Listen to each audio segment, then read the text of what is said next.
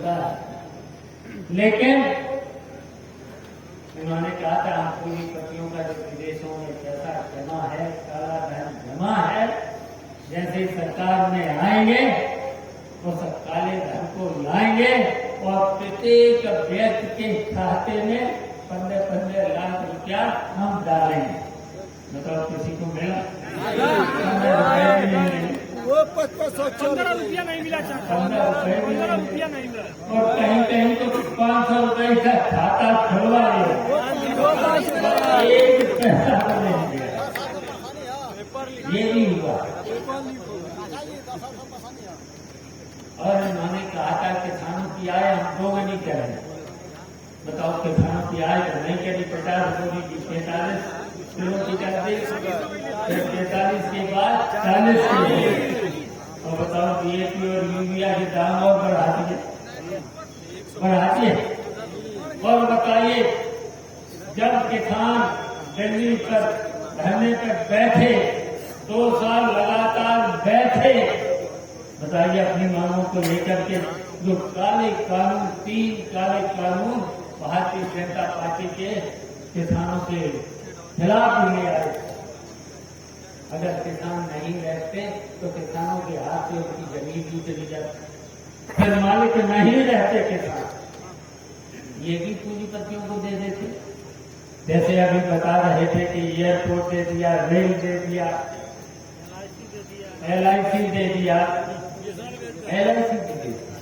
जितनी मुनाफे की संस्थाएं थी सबकी सब इन्होंने निजीकरण करके पूंजीपतियों के हवाले, और पूंजीपतियों से उसमें से भारी कमीशन भी दिया। कमीशन देकर के बताइए, कमीशन तो यहाँ तक लिया, जबकि अगर कोई सुविधा देना चाहिए था गरीबों को, किसानों को, मेहनत मजदूरी करने वालों, और उन्होंने कर्जे किसके माफ कर दिए? अपने मित्र पूंजीपतियों। अब तो समझिए कौन कौन समझ रहे हैं, कौन कौन है? तो उनके कितना रुपए माफ किए? 16 लाख करोड़ रुपया उनका मुनाफा कर दिया, और चंदे के नाम पर चुनाव में जो खर्च हो गए भारतीय जनता पार्टी चुनाव, और कर्जे किसके माफ करना चाहिए? किसान के, गरीब के 16 लाख करोड़ रुपया, उसमें से कमीशन लिया 10,000 करोड़ रुपया। बताओ लिया? बताओ इतने में तो पूरे उत्तर प्रदेश के किसानों का, गरीबों का सबका कर्जा माफ हो जाना चाहिए। फिर उन्होंने कहा था कि हम सस्ती बिजली, 24 घंटे बिजली, कहा था, तब कहा था, नहीं भूखे लोगों ने कहा था। कितने भूखे लोग, और आप कहां पर आए और क्या क्या उन्होंने बोला था? अब याद करा करो, जब कोरोना आया था तब क्या दवाइयां तो उन्होंने दी नहीं, सस्ती दवाइयां तो दी नहीं, ऑक्सीजन का इंतजाम तो किया नहीं, और एकदम क्या रेल बंद। बताओ ऐसे निर्णय लेना चाहिए? रेल बंद, बसें बंद, फैक्ट्रियां बंद। जो यहाँ के लोग बाहर अपना नौकरी करने गए थे, गुजारा करने गए थे, बताओ ये फिर कोरोना का हाल क्या हुआ? फिर इन्होंने क्या किया? बताओ ताली और थाली बर्बादी का काम किया। बताओ थाली और ताली से कहीं कोरोना जाए, और जब सबके सब इकट्ठे कर दिए। बताओ सब चीजें, अगर कोई कारखाना करता रहता, कहीं पर रेल चलती रहती, बसें चलती रहती, तो अपने घर तो पहुंच जाते, सब लोग अपने घर पहुंचाए जा सकते थे। मैं ना बेवकूफों का था, तो बेवकूफ कहिए। बताओ ऐसा निर्णय लेना चाहिए था? बताओ बड़े अपने को बड़े बोझ मान रहे हैं। और ऐसे ही बताइए जब नोटबंदी हुई तो क्या, बताओ बड़े घमंड में तो 12 बजे के बाद 500 नोट का और 1000 का नोट कागज का टुकड़ा होता है। बताओ इतना अहंकार, बताओ अहंकार था कि नहीं था? और अभी तक रहा।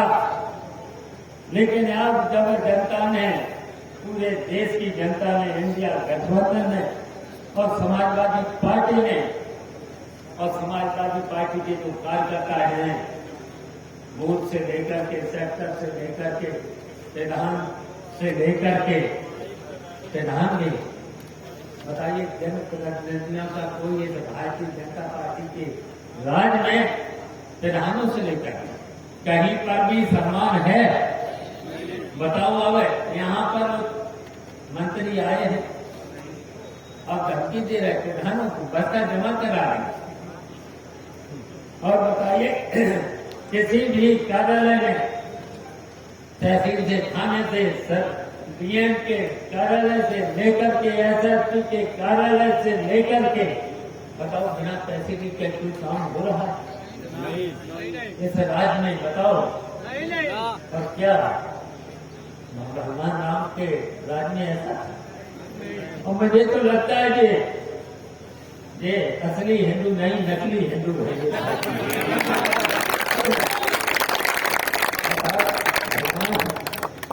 और फिर भगवान के, हाँ सही है। और इतने बताइए गांव का क्या हाल हुआ? वैसे तो किसानों को कितनी दिक्कत हुई, और ऐसी जहाँ गौशालाएं बनी है, न तो वहाँ चारा है, न पानी है, और न उनके लिए खाया का इंतजाम, कुछ नहीं, कोई नहीं। अब बताओ किसानों को जिम्मेदारी दे दी, बताओ किसानों का जो भी मिलता था, जो विकास के लिए, गांव के लिए, वो विकास नहीं है। और आपकी बात तो कौन विकसित यात्रा निकली? भारत विकसित भारत संकल्प यात्रा, विकसित भारत संकल्प यात्रा। हाँ यात्रा, बताओ सबसे प्रधान निकले।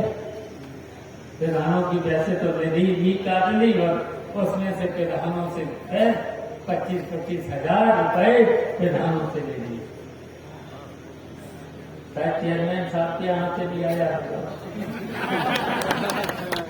कोई नहीं बचा है जनता का चुनाव हुआ लो, तो ऐसा हुआ। और धमकियां, बताओ ऐसे जो मंत्री धमकी दे प्रधानों को, लोकतंत्र पे जो बाबा साहब ने हमें अधिकार दिया है, वोट का अधिकार दिया है, जिसके जहां चाहे, जहां इच्छा हो, जिसने जिस से सरकार, अगर अगली सरकार बने तो अच्छी सरकार के लिए वोट करें।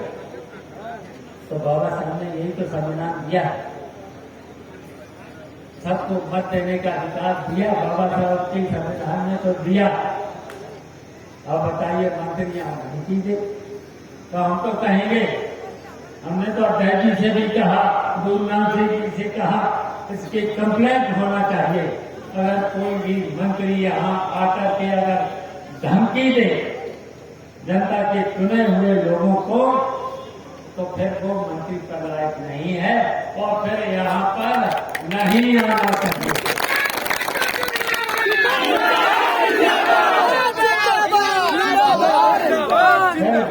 लोकसभा में घुसना नहीं चाहिए, ये संविधान में है। धमकी नहीं दे सकते वोट के लिए, इच्छा है उसकी, स्वतंत्र है वोट देने के लिए। तो इसलिए ऐसे मंत्री को फिर लोकसभा से बाहर करना चाहिए, आयोग को करना चाहिए, मांग करना चाहिए, मांग करना चाहिए। और पहले तो 8 महीने पहले तो घोषी में देखे 30 मंत्री इसी तरीके से आए थे, 2 डिप्टी चीफ मिनिस्टर आए थे, हम सब लोग पहुंच गए। बताओ पूरे के पूरे पूर्वांचल के लोग आए और सब घर घर पहुंच गए और घर घर प्रचार किया।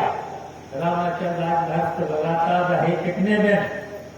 20-25 दिन रहे, 1 महीना। हम तो केवल रहे थे केवल 7 दिन। बताओ 7 दिन में मीटिंग तो बहुत हमसे करा ली थी, सवेरे ले जाते थे मुझे 7-8 बजे से लेकर के रात में 12-1 बजे आए थे। रात का आना था मुझे 7 बजे और आप आए थे हम 12:30 बजे चुनाव प्रचार करते करते। तो इसलिए हम कहना चाहते हैं आप सब लोगों ने हिम्मत दिखा करके सुधाकर सिंह को 40,000 वोटों से जिताया था। डरे नहीं थे आप, डराने की बहुत कोशिश की और खासकर अल्पसंख्यक मुसलमान भाइयों को पुलिस ने कितना डराने का काम किया। हम लोगों को 2-2 बार मुस्लिम बस्तियों में जाना पड़ा था, हिम्मत बनाना पड़ी थी और जैसे ही हिम्मत बनी उन्होंने सबका सब भूल दिया। और उसी तरीके से अभी संभल से लेकर के बदायूं से लेकर के मैनपुरी में फिर पुलिस से आतंक मचवाया। लेकिन मैं बधाई देना चाहता हूं संभल बदायूं के अल्पसंख्यक मुसलमान भाइयों को बधाई देना चाहता हूं। कहीं कहीं लाठी भी पड़ गई है, लेकिन लाठी पड़ने के बाद भी उन्होंने वो बूथ पर जाकर के वोट डाला और भारतीय जनता पार्टी को हराने का काम किया। देख लेना कितने वोटों से वहां भारतीय जनता पार्टी बहुत वोटों से हारे। आतंक करने के बावजूद भी ये सीधे भारतीय जनता पार्टी के लोग संविधान को मानते नहीं, कानून को मानते नहीं, लोकतंत्र को मानते नहीं, तो ये केवल तानाशाही के रास्ते पर जाना चाहते हैं।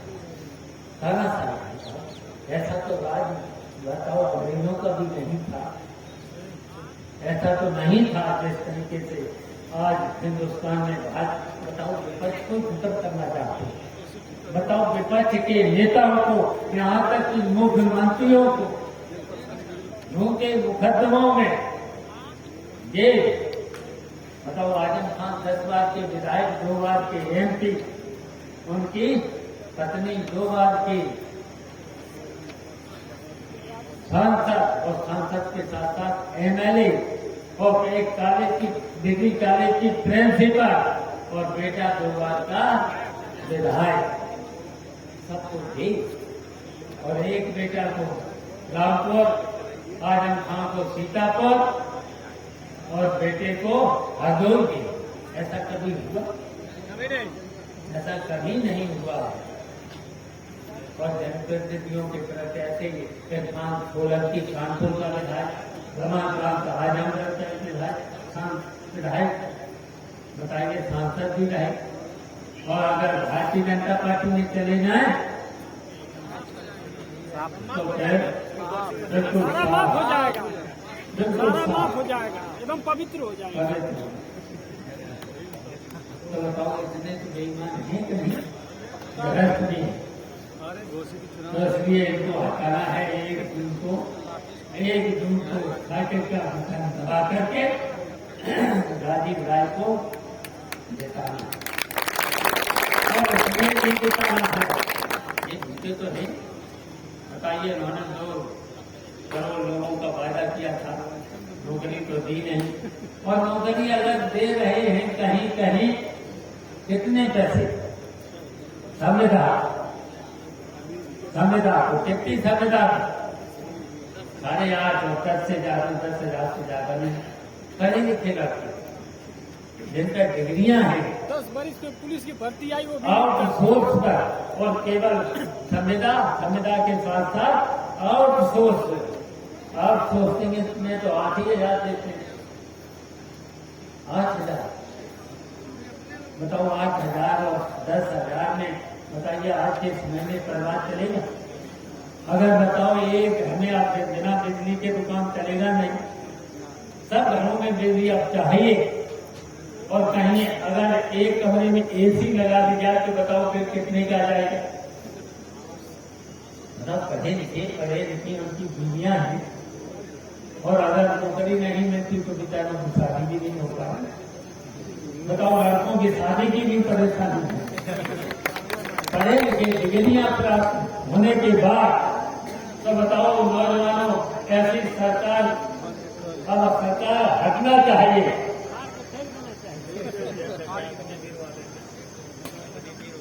अग्निवीर की बताओ 4 साल की नौकरी, 4 साल के बाद कहाँ जाए बताओ।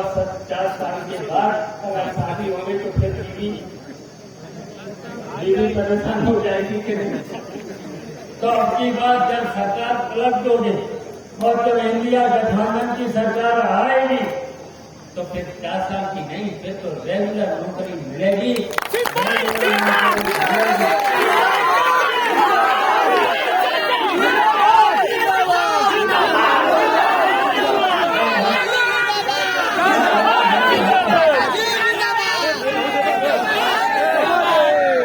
जब नेताजी की सरकार थी, अखिलेश यादव की सरकार थी, तब जो बेचारे किसान हैं, गरीब हैं, मेहनत करने वाले लोग हैं, मेहनत मजदूरी करने वाले लोग हैं, जिनकी उम्र 63 साल हो गई है, उनको बुढ़ापे का सहारा के रूप में बताइए पेंशन देने का काम किया था। बूढ़े और बूढ़ियों को दिया था, वो भी इन्होंने खत्म कर दिया। बताओ जब सरकार के लिए हटेगी, आपकी सरकार इंडिया गठबंधन की समाजवादी पार्टी की सरकार बनेगी तो पेंशन को भी बहाल किया जाएगा। और महिलाओं को फिर 1 लाख रुपया महिलाओं तो बताओ, फिर तो उनका बुढ़ापा ठीक से कटेगा और सम्मान भी होगा। जब महिलाओं की पूरी महिलाओं के पास 1 लाख रुपया होगा तो उनके घर वाले सम्मान देंगे।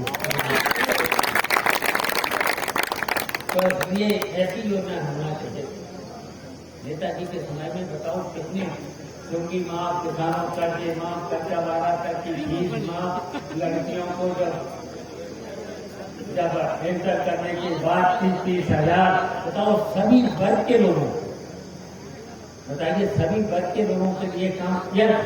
30,000 रुपए लड़की को इसलिए दिया था या तो BA में पढ़े या पढ़ाई करे, अगर पढ़ाई नहीं करती है तो अपना चाहे शादी में खर्च करे, चाहे अपने परिवार के खर्चे में करे, ऐसा कानून बनाते हैं। तो इसलिए ऐसे कानून होना चाहिए। हमेशा समाजवादी पार्टी जब सरकार रही तो जो वादा किया, मैनिफेस्टो में जो भी किया और जो भी मांग की, अगर जनता ने कोई चीज ऐसी रह गई है, अगर मांग करी है उस मांग को भी पूरा किया। लोगों ने बता दिया है, इसलिए हमारी अपील है कि 1 जून को साइकिल का प्रचार करा करके और जो बताइए जो अभी राशन जो किया जाए सड़ा हुआ 5 किलो दिया जा रहा था, सड़ा रखाया पता नहीं कब का। और आज की बार इंडिया गठबंधन की जैसे सरकार बनेगी, राजीव राय जिंदाबाद।